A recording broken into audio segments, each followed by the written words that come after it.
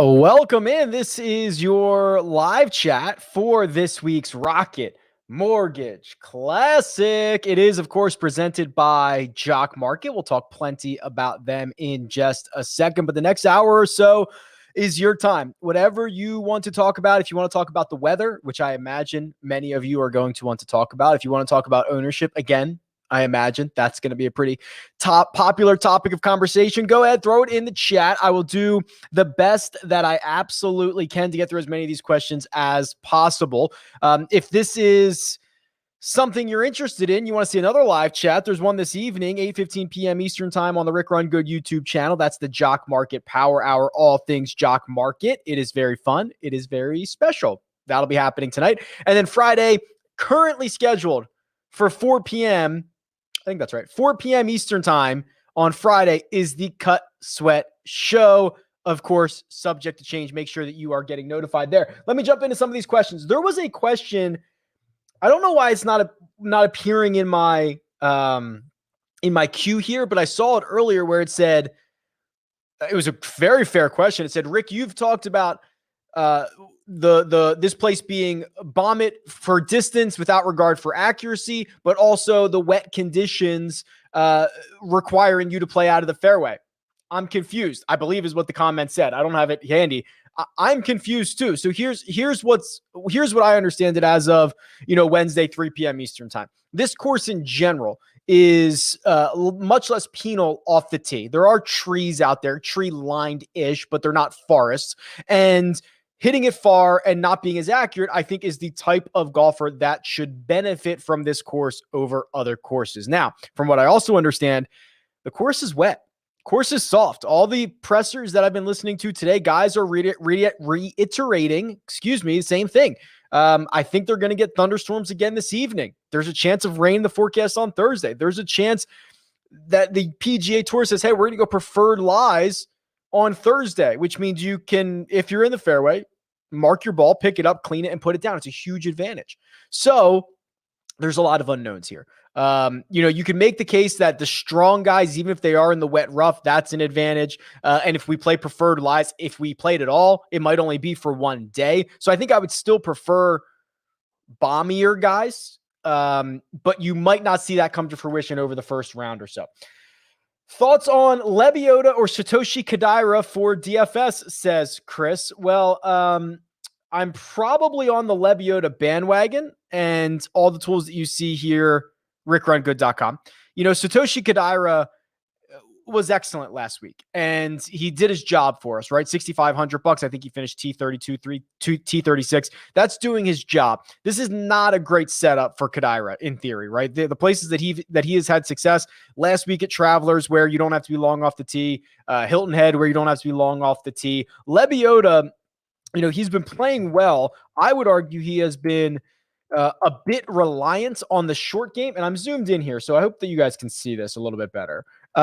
He's been a bit reliant on his short game, gaining strokes putting in 4 of his last 5, not necessarily having the similar type of success with the ball striking. But if this is a birdie fest, if it is 23, 24, 25 under par, you're going to have to make putts. So I'm willing to give Hank Lebioda one more trip around the lineup. I would go with him over Kodaira there. Hideki keeps popping up in my models. Can he score low enough to return value? It's tough. I think the case for Hideki is that, if this turns into a bit of a second shot course because everybody's playing out of similar positions off the tee, that's really good for him. The problem is the putter, and it's always been the problem. And in fact, he's gotten a little bit better, but to shoot something, again, 23, 24, 25 under par, that's probably where we're going to end up, especially if it's preferred lies, especially with it being soft. They just had Willie Mack and doing his presser. He has literally grown up on this course. It's been his home course for 10 or 12 years, talking about how soft it is. Take the ability to take lines that you would normally not be able to take, carry it to spots you would normally not be able to. That's a good sign for Hideki. But it's a bad sign because the scores are going to be really, really low. And I'm not sure he can make enough of those 20 or 20 footers to really contend and win this golf tournament. I could be wrong. I could absolutely be wrong, but I don't believe I am. Or we would need an absolute monster putting week. Here are his putting splits. From 7 feet, he's 193rd. Inside 10 feet, he's 192nd. From 15 to 20 feet, he's 167th. From 20 to 25 feet, he's 128th. Those are all the areas you're going to need to make a lot of birdie putts from. So I would be a little bit concerned about that. Jeffrey says the course is really wet, which provides no roll. So doesn't accuracy make a big leap in the model, or am I missing something? Yeah, no, that's kind of what I'm referring to, right? The big leap in accuracy comes if they're playing preferred lies. If everyone is having to play it down and you're in the fairway with a little bit of a mud ball, that could be concerning. Mud ball.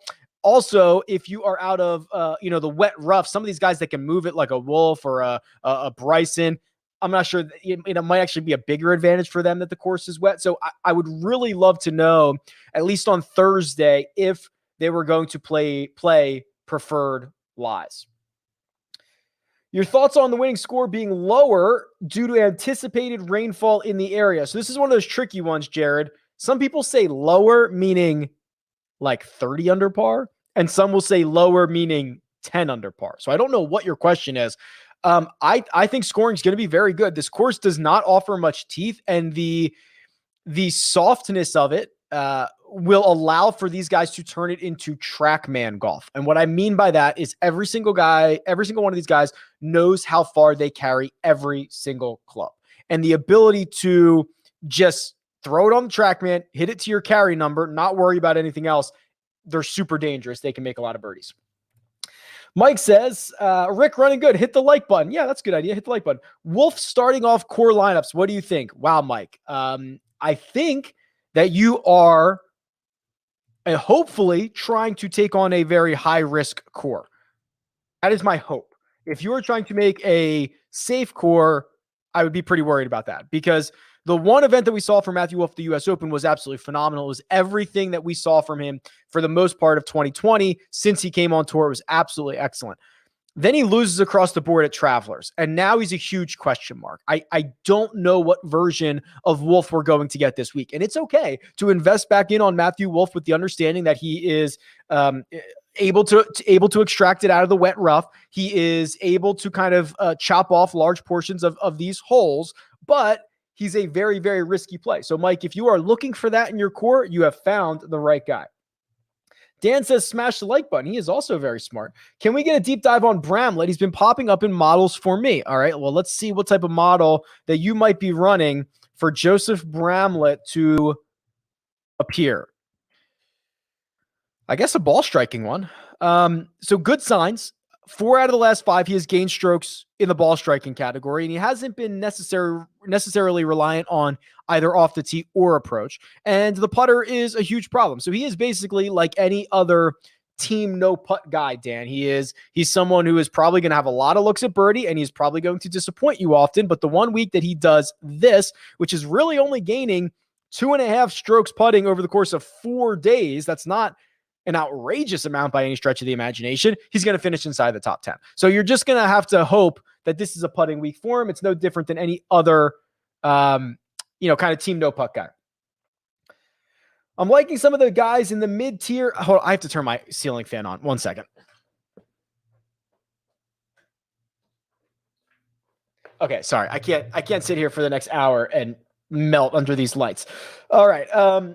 Happy Gilmore, thank you, first of all, for joining, says, liking some guys in the mid-tier / long shots, Tringale, Redmond, Higgo, Woodland, Straka, anyone jump out over the other? So I actually kind of like all of these guys. Straka, I'm maybe even on.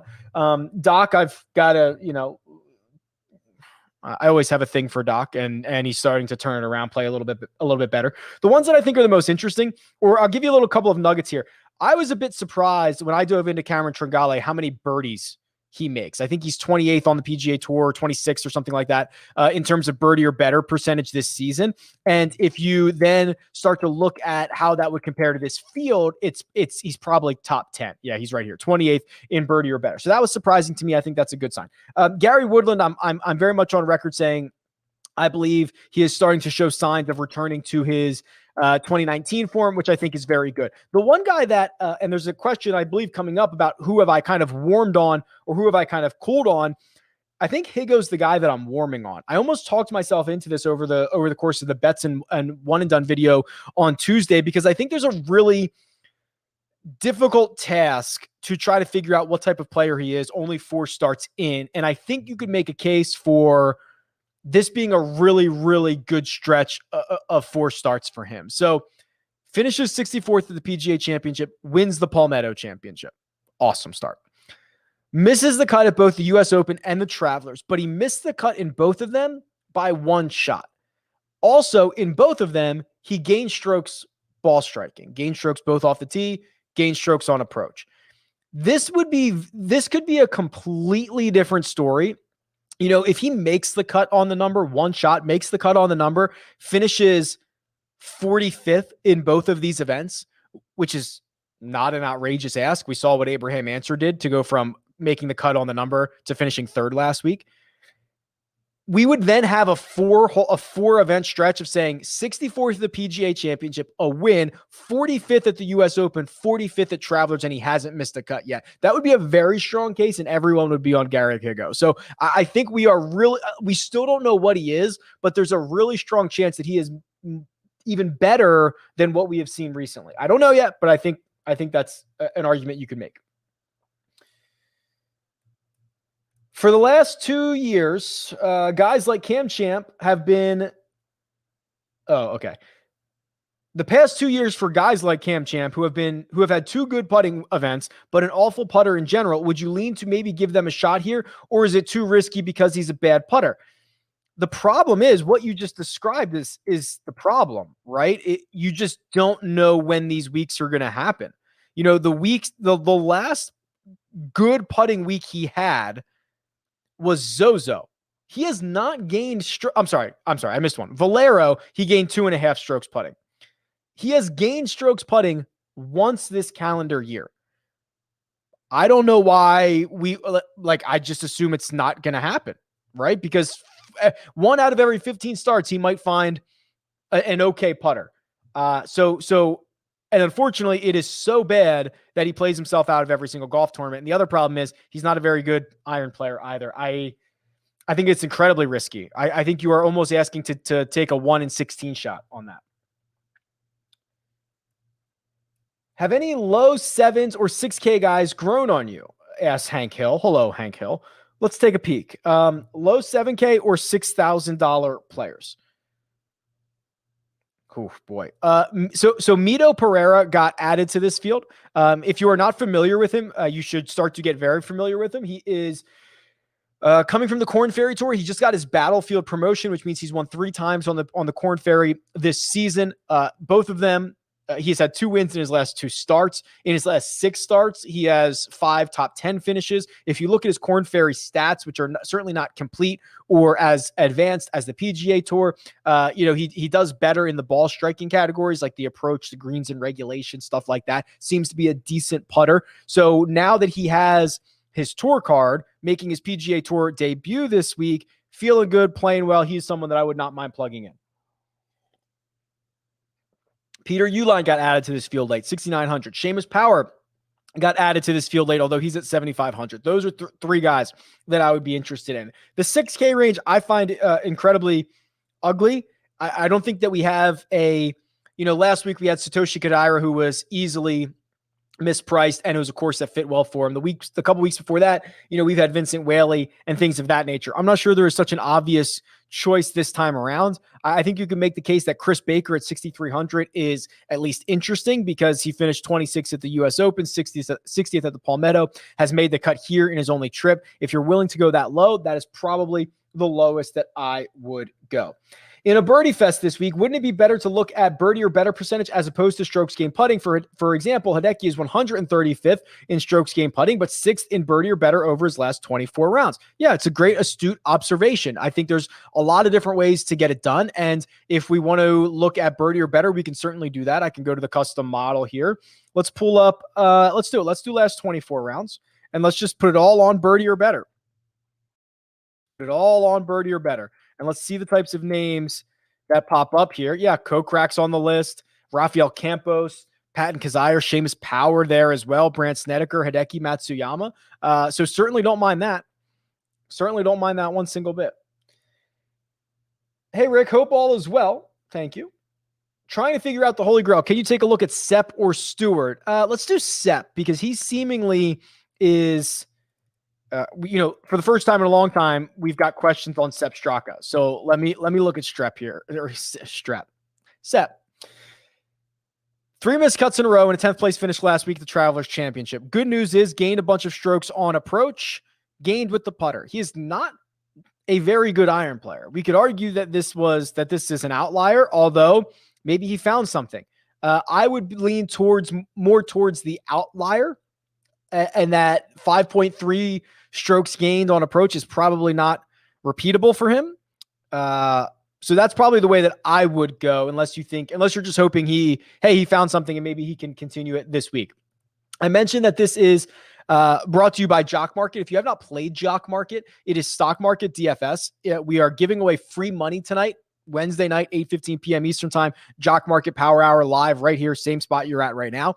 Rick Run Good YouTube channel. We're going to give away $100 if you use the code Rick to get a deposit bonus up to $50. They match it instantly. It is a way for you to bid on shares of golfers tonight on Wednesday night.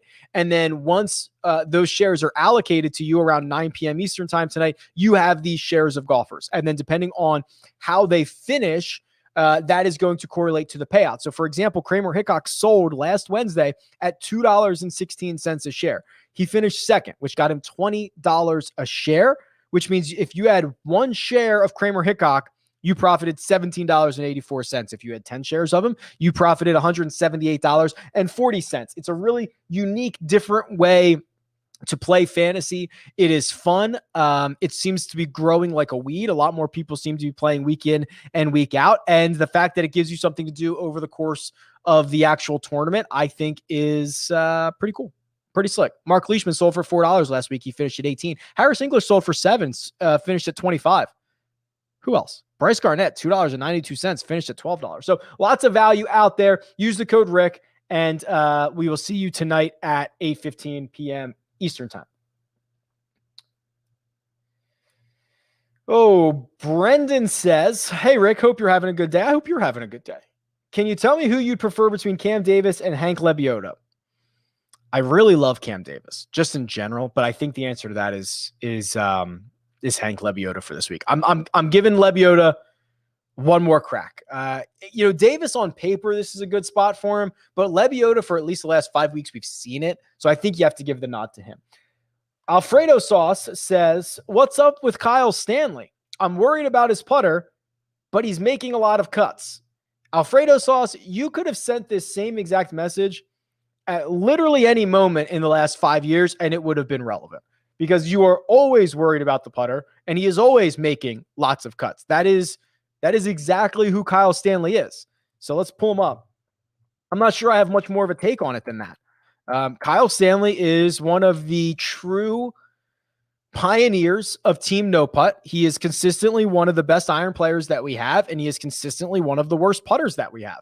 And unfortunately, even at times that he has putted well, he has not married it with the rest of his game. So the last 2 times that he's actually gained strokes putting, he's finished 39th and 32nd. So it's not even like he takes advantage of those weeks. I would find it very hard to make any substantial investment in Kyle Stanley.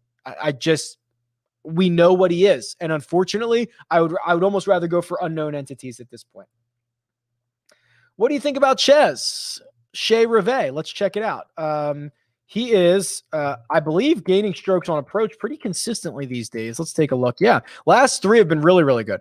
And he's posted top 40s in all of them, including the U.S. Open. Now these, Palmetto was probably a pretty good spot for him. TPC River Highlands was probably a pretty good spot for him. Although I'll tell you, Torrey Pines was probably a pretty terrible spot for him. Still finished 40th there. So this is encouraging. This is Chez Reavie at his best was kind of like this, the ball striker, and maybe he'll make enough putts. I want to kind of look at some of his, maybe his season long metrics here. And let's just do his recap. Very accurate. Excuse me. 71% of fairways, 4th on tour, and 25th in approach to the green, 54th from tee to green, which in this field is probably top 25. Yeah, I mean, I think he would be a really big beneficiary of if they played preferred lies on Thursday. If I found out tonight or maybe before they started tomorrow that they were going to go to preferred lies, like Chez Reavie might be a first round leader. I mean, he would have to putt obviously better, but I don't think that's too much of a stretch there. Would you be willing to go back to Jason Day, says Denver Timmy? I feel a win coming soon despite the back. Yeah, so I'm going to try to separate the narrative versus the metrics. The narrative is, of course, that he walks around very gingerly and sometimes he grabs his back and he tells us that it is a lot of, preventative stuff. He reaches down very softly to get his ball out of the cup because he doesn't want to hurt it, not because it's currently hurting him, if that makes sense. So that's one side of it. I can detach myself from that. The other side of it is the metrics, which I can't really detach myself from. It's kind of tough to look at, to be quite frankly. Last week he finishes 10th, but was pretty reliant on the short game. What is that? Nearly 7 strokes gained in the short game. 6.9. I could just look at that one right there. So he gains less than a stroke off the tee, not even a quarter of a stroke on approach. That's a little bit concerning, especially because the short game hasn't been particularly good. And maybe that was an outlier week. Jason Day, I will probably just be late on here, Denver Timmy. I'm a bit more worried about these advanced metrics and maybe just one hot short game week that bumps him up to a top 10. I'm not sure that's necessarily foreshadowing. Anthony says, when you core cascade, do you try to avoid having similar price golfers in your core? No. I've said this quite a bit. I appreciate that you guys think that I have these hard and fast rules for core cascading. I don't. The point of it is that there are no rules. The core cascade is a simple plug and play strategy for what you think is important. I don't try to make my lineups any different. I work hard on one really good lineup. If that is 5 guys in the $7,000 range, so be it. I'll swap them all out to their peers. No big deal. The only one thing that I might remotely consider is leaving a few $100s on the table because it allows you to swap up instead of only swapping down. Not the end of the world. Wouldn't force you to do it. But there are no hard and fast rules when you are core cascading.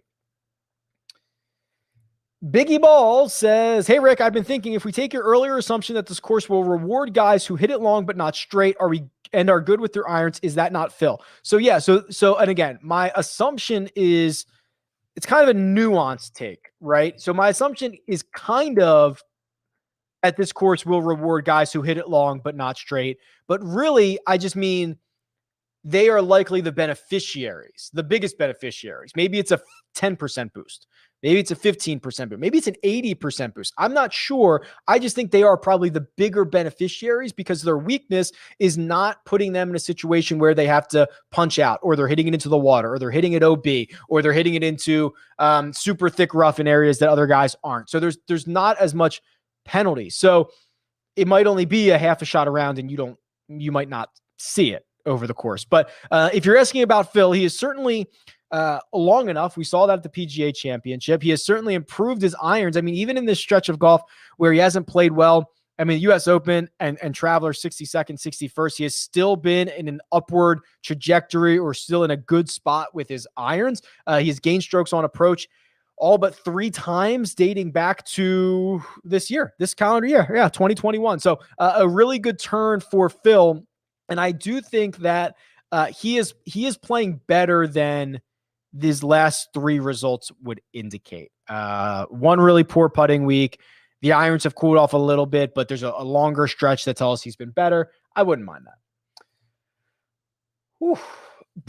Ryder Cup. Does Brooks back out citing injury, or is this going to be the most dysfunctional team since the Tom Watson led squad? It's going to be dysfunctional. You're going to have Bryson. You're going to have Brooks, you're going to have Patrick Reed. It's going to be a lot of fun, and I will probably be betting the Europeans at plus 163.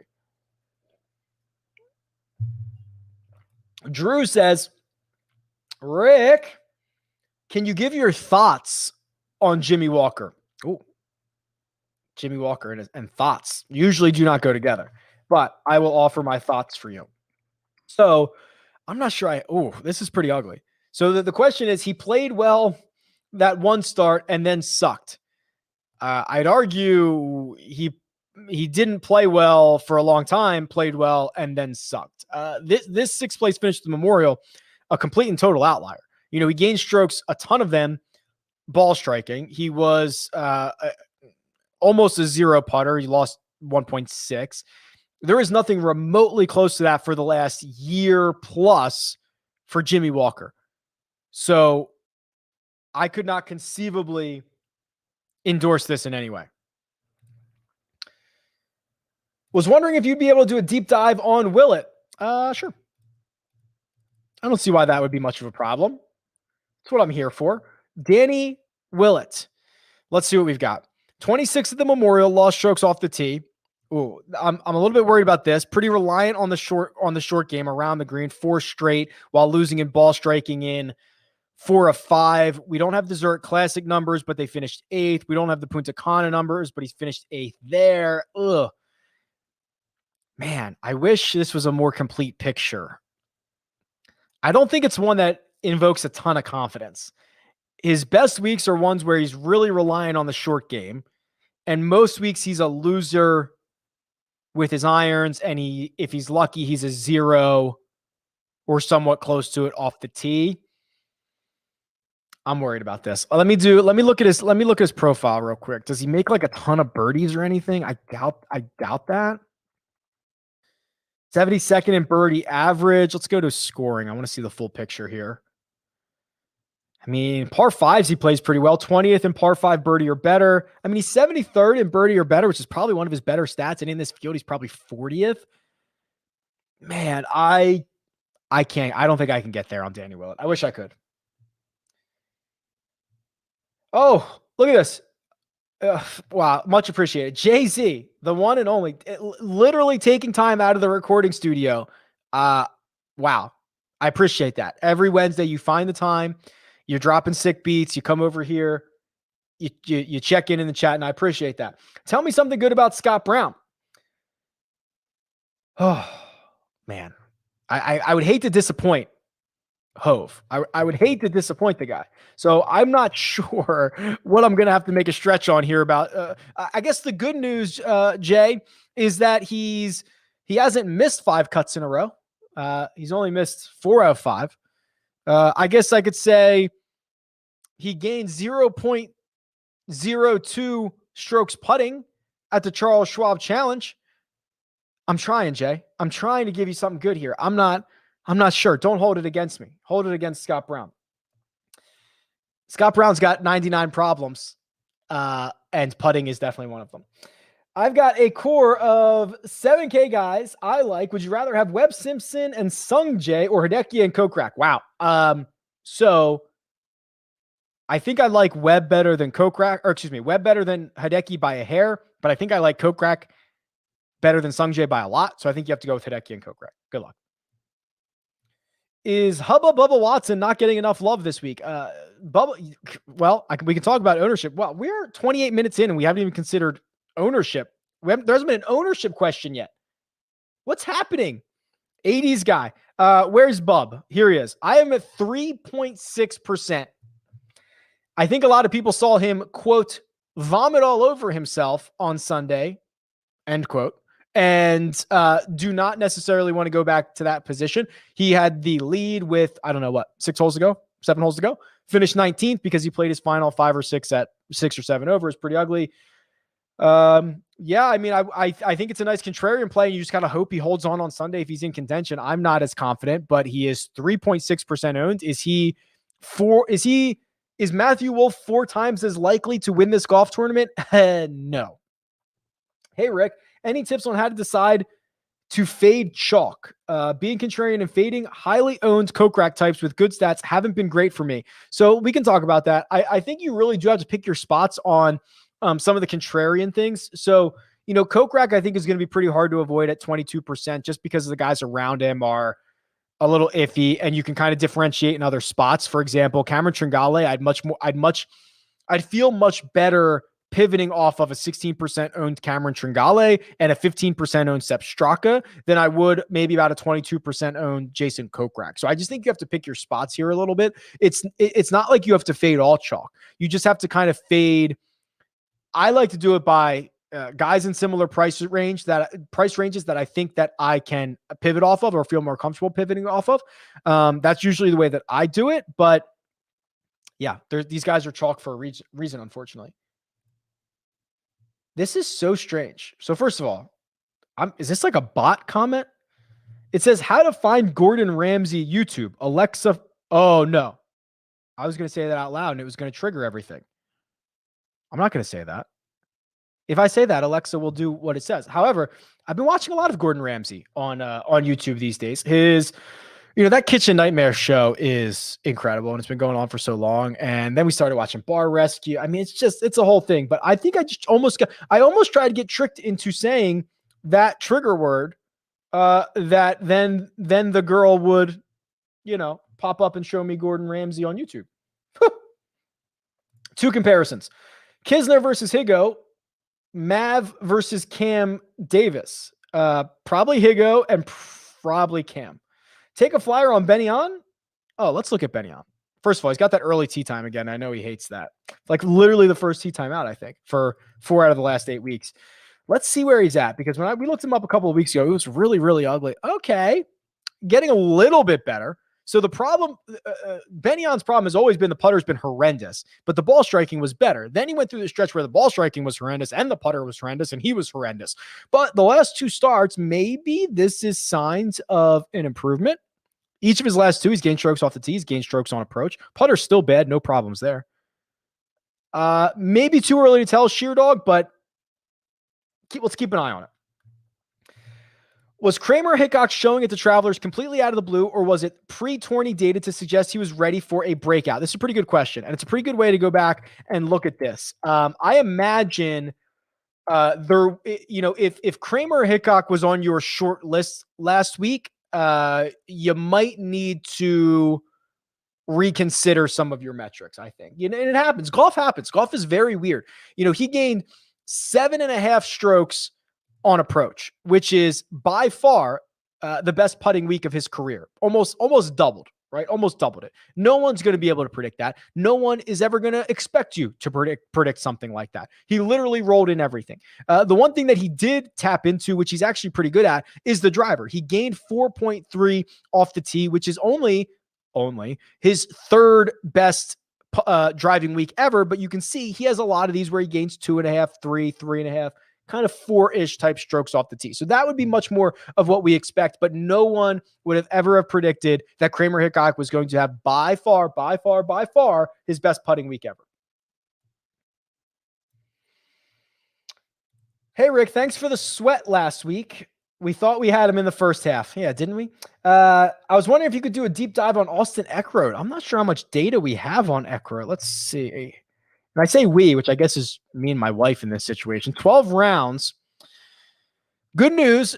He's been a decent ball striker. I wish I had his Mayakoba numbers because he finished 12th there. I mean, he's pretty good. I think that from the, I guess I should show you my screen. Sorry. From the, kind of the amateur / college realm, like he's very well respected. He's seemingly having a decent start to his career. I don't have a ton of data on him. I don't know how much of a deeper dive I can do here. I wish I could. Sorry.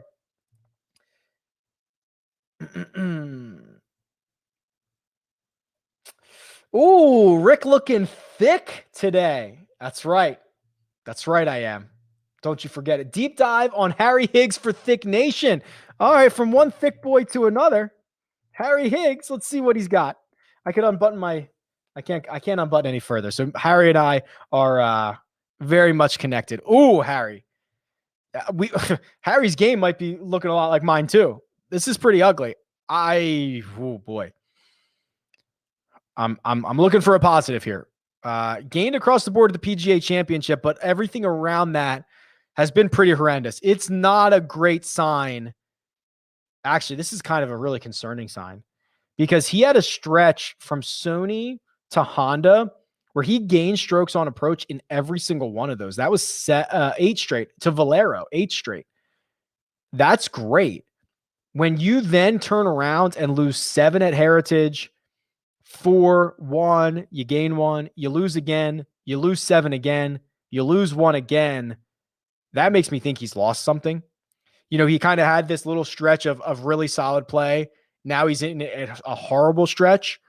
That's concerning to me. And you wonder how long it's going to take him to work out of that. Because he had a decent week. I guess you could call it a decent week or a positive week at the PGA Championship, but that wasn't really enough to spark it. Sometimes it is. This would be pretty concerning for me. We might have to take a longer view on Harry Higgs. No way you can completely fade Bryson this week, right? Says Ben. I think that's right. So I've made the case that I would prefer to play Bryson in DFS than I would straight betting him. And the reason for that is his odds, 7.5 to 1, are, last time I checked, basically half the odds of the next closest guy. Patrick Reed's like 14 or 16 to 1. So the odds makers are essentially saying, in theory, that Bryson is twice as likely to win this golf tournament as Patrick Reed is. And the problem with that, or I guess not the problem, is that's not necessarily reflected in the DraftKings pricing. He is only $500 more expensive than Patrick Reed, which Patrick Reed is only $300 more expensive than Webb Simpson. There is not a big gap that we're seeing in the outright market. So I would argue that the exposure to Bryson that you want to get is probably here. And it would be very tough to fade him completely, because that's the question. Wolff plus minus 160 to make the cut, yay or nay? I am very concerned about Wolff, but I would say yay. He is going to make the cut. This should be a really good spot for him. And I know it doesn't really matter because the game's all over the place, but I'm going to take a more optimistic approach. Looking through past results, tee to green and approach seem to be the most important metrics, followed closely by putting. What's everyone think?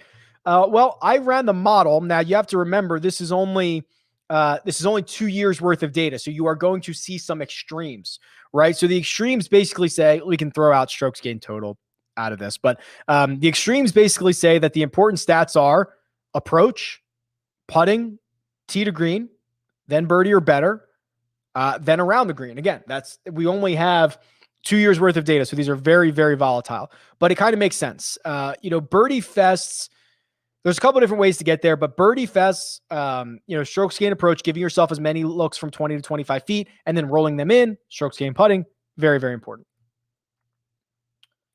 Thoughts on Adam Schenk? Yeah, I am.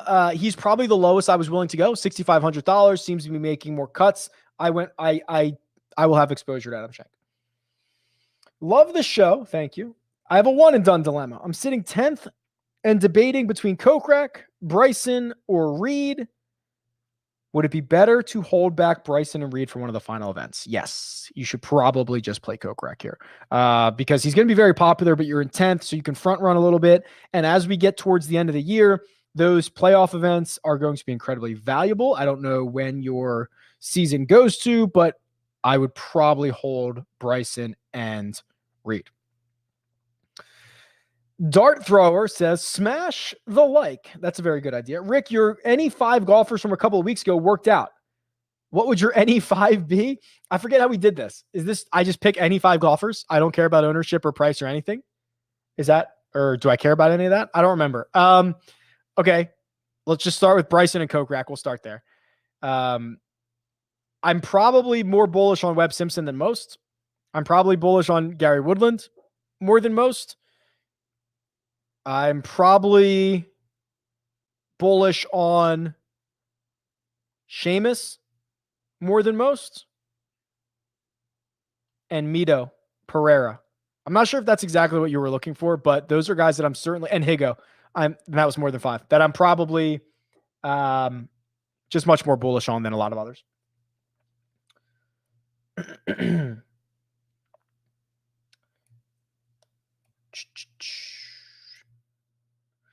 Actually, if it's wet, wouldn't distance off the tee be decreased and putting be even harder? I don't think so. I mean, off the tee would be decreased, sure, because the ball's not going to roll. I'm assuming that's your assumption, but guys that carry it further are going to still have an edge.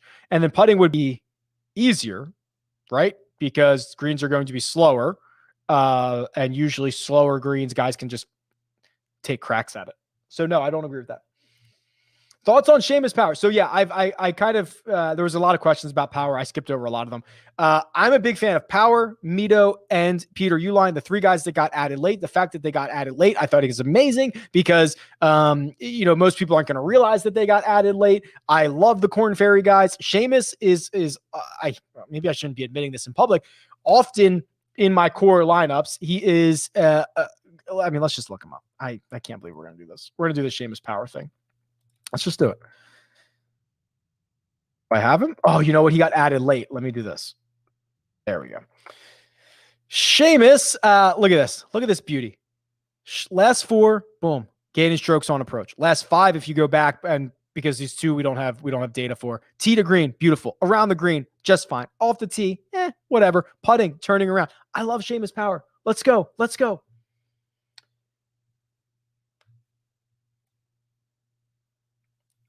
Oof. Brandon says, hit that like button. Good idea. What do you see as the optimal roster construction this week? It is probably Bryson and 5 guys in like the 7K range is probably the optimal. You could argue it's Webb. Maybe I should just say a guy in the 10K, Reed, Bryson, Webb, something like that. And 7 guys. I think there's a big difference between those guys this week and the 6th, 7th, and 8th golfer in this field. I think there's a big drop off. So I think you have to get one of those. You probably can't get 2 of those. And even if you could get 2 of those, the 6K range is so incredibly ugly that I'm not sure it's worth 4 flyers down there. So I think it's going to have to be one of the 10K guys. I don't know if you can get a Jason Kokrak in there as well. Probably not, unless it's maybe Hideki. But I think that's probably the route. Sean says, hey, Rick, love the content. Thank you. In higher buy-in single entries, what's a good amount to leave on the table to be a little bit different? Historically, the math says you only have to leave about $300 on the table to be different, because I think it's some outrageous number. Like 80% of people, maybe more than that, it might be more than that, are going to spend $50,000, $49,900 or $49,800. $49,700 is like falls off the cliff. I'd have to find the numbers again, but historically that's what it says.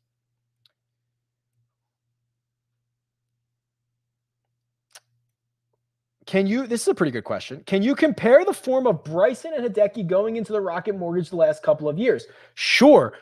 Bryson was unbelievable last year. So let's look at the lead-in form. I love this idea. Very good question here, Tyler. So if we go back into the Holy Grail, last year's Rocket Mortgage, thank you, is here.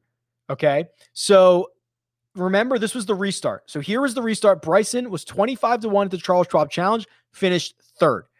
Next week, he went to RBC Heritage. It was 16-1, finished 8th. Travelers Championship, the next week, he was 9th, finished 6th. And he's just dominating off the tee. He's playing well. He's putting well. Then he gets here and he wins. He was 6-1. So that form was just unbelievable. He's not in that form right now, but the driver is in that form. The putter is trying to get there. 3 in a row, right? Not bad. The approach game, I guess, that's pretty good too. It's not that different. It's not that different. He needs to make sure he can rein in around the greens, but here it might not matter. And then if we go to Hideki's lead-in form, so I have him here technically as a win for the Players' Championship, but that was only 1 round. And then everything got shut down. He played RBC Heritage as his first start back, struck it well, putted terribly, and then finished 21st. So I'm not sure how much lead-in form we can talk about that for Hideki in 2020. And then 2019, he was putting well. He was even putting well leading into the Rocket Mortgage that year as well. Very interesting.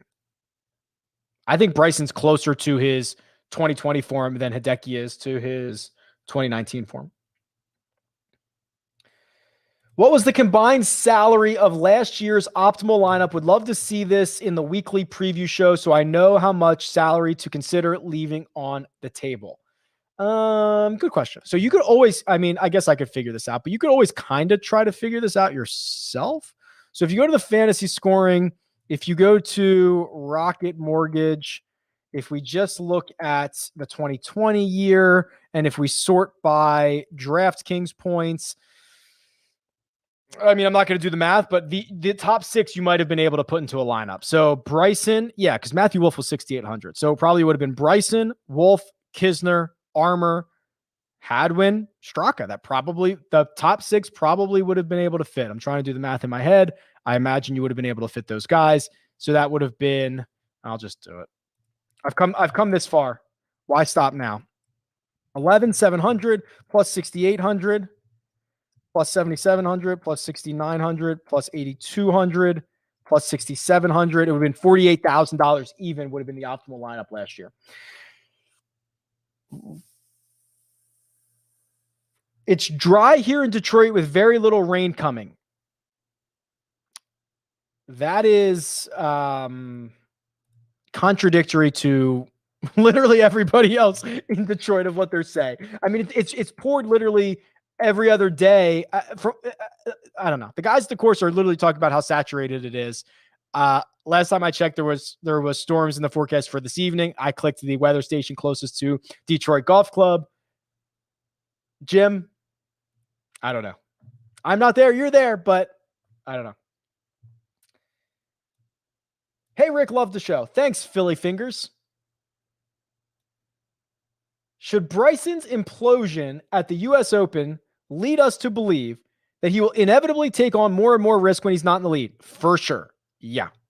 He did that. He did that at what, Memorial last year, right? When he took the 10 or whatever, he hit the same shot 3 times in a row, OB or whatever. Yeah, he is playing for first. He does not care about anything else.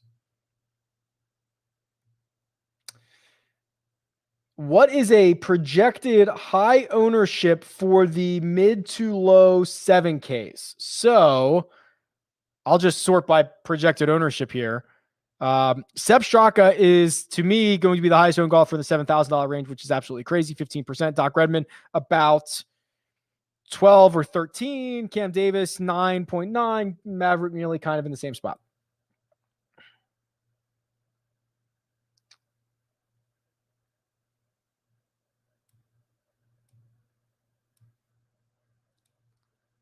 Answer a lot of these questions, which is good. So I'm moving along here. Who's the guy you feel most comfortable fading this week? Wow. I think the answer is I think Hideki. That might burn me. You're thinking Kisner. I'm fine with that. The argument to be made is Kisner had one good round and he played well here last year, but he's not playing as well recently. I could do that. Rick, love the content. HV3 and Kadira or Power and Lebioda? Power and Lebioda. Thoughts on Power? It keeps coming up. I've talked about it. Rick, run to the fan. That's right. I'm changing my username. How do you feel about the young guys like Pac, Pereira, and Eckroat? I talked about those guys. I think I like Mito the most, and then Austin, and then John. How warm are you on fading Bryson? Not that warm. Best sub 7K non-chalk guy. Shot 85 in the dry rain last week. I shot 80. I'm feeling it right now, Jay. I shot an 81 on Sunday. I've not done that in a while. I'm normally in that 85, 86, 87 range. I was playing well. Catch you out there sometime. Best 7K guy, non-chalk or sub 7K, excuse me. Let's see. I don't think anybody's going to be super popular. Uline's interesting. He's won at Paiute. Austin Eckroat, maybe. It might be Ben On, man. I know it's really bad, but he is if you want to take the last 2 starts and say he's trending in the right direction, that might be the guy. It's tough. I don't love any of those guys. Have you ever thought about doing a breakdown of your core lineup and why you choose those golfers? I've done this in the past. People didn't seem to care. Most people don't seem to look back, want to look back. They want to look forward. I've done this. It hasn't been that good. And honestly, my process is on air and recorded for many hours every single week. So my process is certainly no secret. Hey, Rick, I'm a sub to the site, but I'm at work and bored. Thanks for tuning in. Can you do a deep dive on Homa? Sure. Let's do a deep dive on all Max. If you missed the interview, I chatted with Max last week. It's on the First Cut podcast feed. That was the CBS Sports special. What do I see here? He's trying to make improvements around the green. He actually told me that. He's been working hard there, and you're starting to see that come to fruition a little bit. Off the tee, driver looks good. I mean, this isn't uncharacteristic of Max, except for the putter. You know, when he was having that good stretch, he wasn't electric off the tee. He wasn't electric with his irons. He's kind of in a similar spot. He just wasn't hemorrhaging strokes around the green, which he's starting to clean up a little bit, and he was putting better. And, you know, he's putted really good in 2 of his last 5, but he hasn't in the other, or 2 of his last 6, and he hasn't in the other 4. So to me, this says Max is just going to be relying on however he putts this week. That seems to be the case here. Let's see how he does on bent grass on these bent / POA. Yeah, he's basically the same. Almost identical. Yeah. So I don't know. You're just gonna have to hope for a strong putting week. I don't mind burning Patrick Reed for a 1 and done. Yeah, because I think a lot of people have used him already and wouldn't mind running it out. Devin says, Ricky Bobby, I won $5,600 from $65 last week. I love your videos, especially the cut sweat. Thank you. Trying to make the cut sweat a thing. Trying to make it a data-driven, really strong, kind of fun Friday night thing or Friday afternoon thing. So I'll see you this Friday. Thank you very much. Gosh, there's a million questions about Seamus Power. I'm just going to skip all those. I like him. I've talked about him more in depth a little bit earlier. I think, you know, this is a good question, Keith. Are you still bullish on Cam Davis? I think I am in theory. I wish we were seeing more signs of life from him. You know, the missed cut at the Memorial and losing strokes off the tee in 3 straight is concerning. That's his thing, right? That's the weapon. I think this is a really good fit for him, but he's going to have to flip a switch. So I'm a 5 out of 10 in terms of excitement. On paper, it should be one of the better spots on the PGA Tour for him, but the form hasn't been great. I'm a 5 out of 10.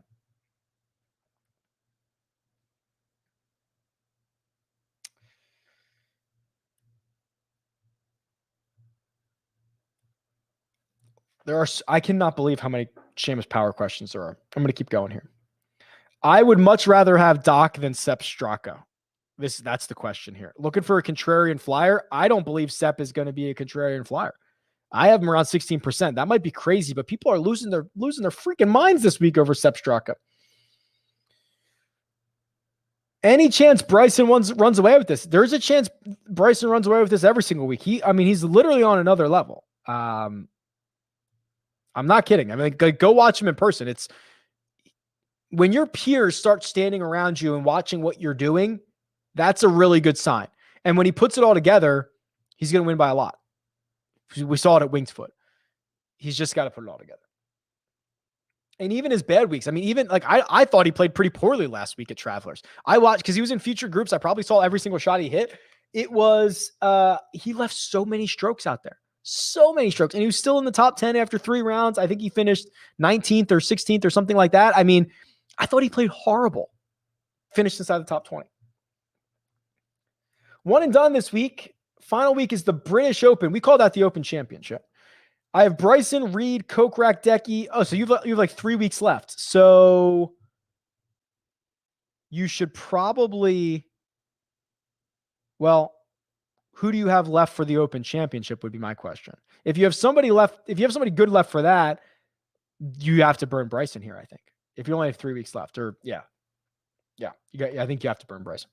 Favorite golf movie: Happy Gilmore, Tin Cup, Bagger Vance, Caddyshack. Greatest game ever played. Greatest game ever played is the one with Francis Ouimet. We met, right? Ouimet. With the kid from Even Stevens. What's that kid's name? What was the actual kid's name in that? Not Shia LaBeouf. What was the actual kid's name? Beans? Was that his name? That one. That's a good one. And then Bagger Vance is pretty good. Happy Gilmore's a classic, but I don't think it's like a great movie. I think it's a funny movie. Greatest Game Ever Played, I think, is actually a pretty good movie. Would you rather play Willie Z or Neiman? Ooh. I would rather play Willie Z. How do you feel about going back to Grillo? I don't mind that at all.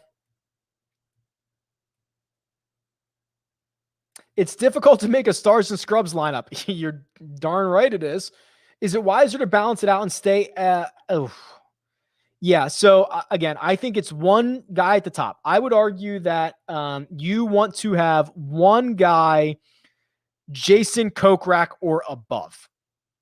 I think it's a pretty sharp cliff after that to Sung J.M. So 1, 2, 3, 4, 5, 6, 7. One of the top 7. Depending on which of those top 7 that you take, you can kind of be a little bit more balanced. You know, if you take Bryson, maybe it's 5 guys in the 7K range.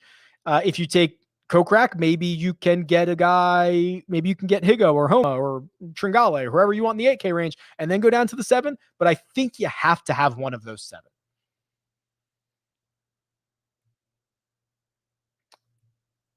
Lots of questions on Homa as well.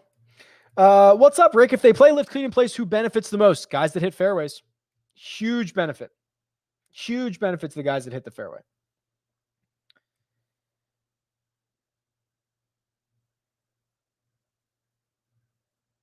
So this is an interesting question. You mentioned last week that strokes gained around the green doesn't matter because if they need to use that, then they're already in trouble. Yeah, that's still true. Yeah, so the reason I say that, and of course, it's not that binary, but the idea is if you're going to have to make 25, 28 birdies to win this golf tournament, if you are constantly playing from the side of the green to get up and down for par, you're toast, right? If you're having to get up and down for par that often, it's over. You've not made enough birdies to win this golf tournament, so I just don't care as much. I'd rather, it's the same way, like if you're missing a bunch of greens, good luck. Devin said, thank you for the Cut Sweat Show and sent a super chat, which is much appreciated, Devin. Thank you very much. I'm stoked about the Cut Sweat Show. I think it's going to be really cool, really interesting moving forward. I'm absolutely, and we got such a good Cut Sweat last week.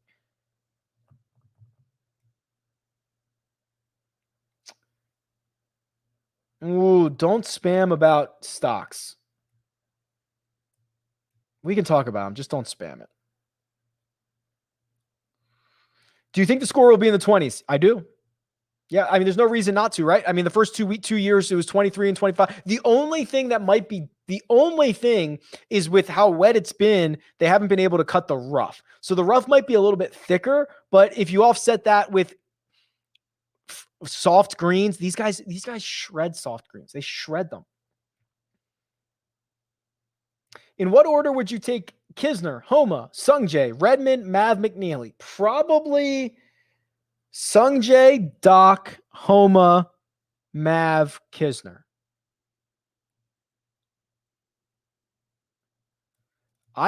What is Mito's ownership looking like with the run good bump? I'm projecting about 6%. Would you rather be late or early on Sungjae? I will probably be late-ish. He tends to foreshadow. I'm not sure if I have this handy, but he tends to start showing us he's playing better, and then it's not like he flips the switch on and off.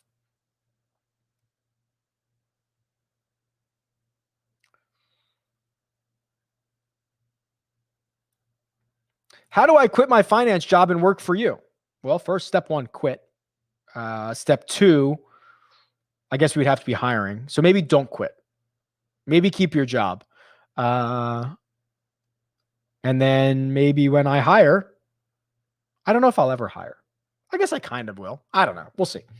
Company of 1. Company of 2. That's my wife, the other one.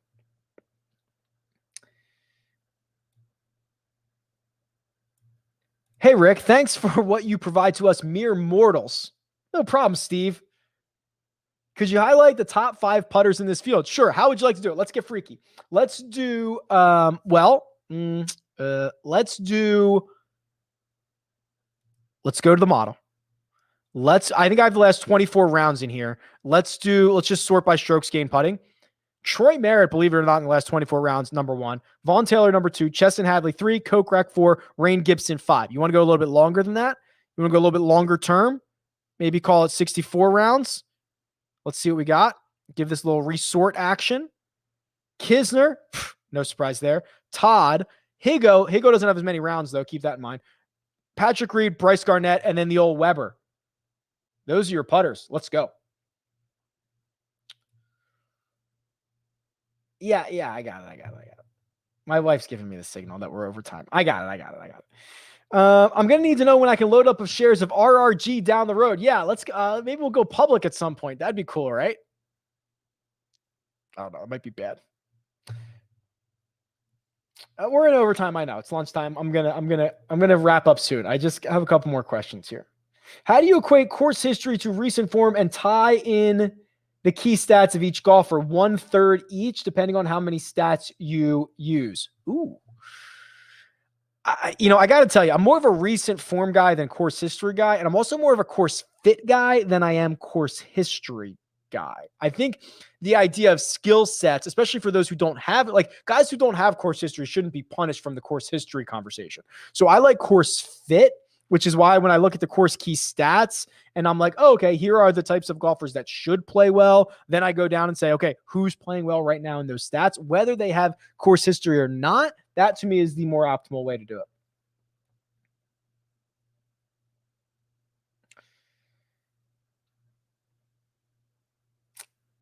It's been pouring here. What? We got a couple of dueling meteorologists in Detroit. Someone said it's dry here. Haven't seen water in a million years. And John says it's been pouring here for days. It's wet as hell, which in theory, John, hell would not be that wet. However, your point very much well taken. Thank you very much for checking in. That is the assessment that I thought. I've got 6,500 left. Who should I pick? Schenk. Just type in optimal lineup. Yeah, exactly. Go to Twitter, type in optimal lineup, and whatever the tournament is, and my tweet usually pops up. That is correct. All right, let's do Tane Lee. There's a couple of questions here. I know, I'm overtime. I'm coming. We're going to wrap this up shortly.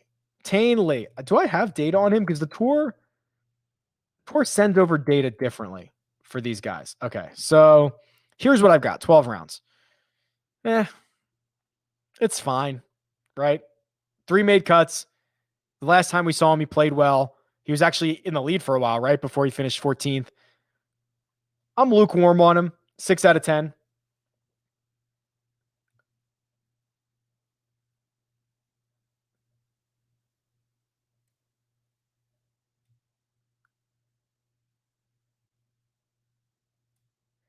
Am I fading Seamus with all the questions about him? Maybe you should, although this is a very small community, right?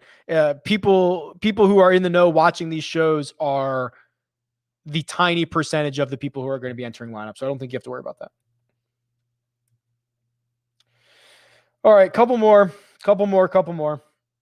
We're in overtime, and a lot of these questions I've already answered. Who's the pivot off of Bryson? I believe it is to be Webb. Best long shot for lowest owned top 10 guy? Mito. Beans is correct. Thank you.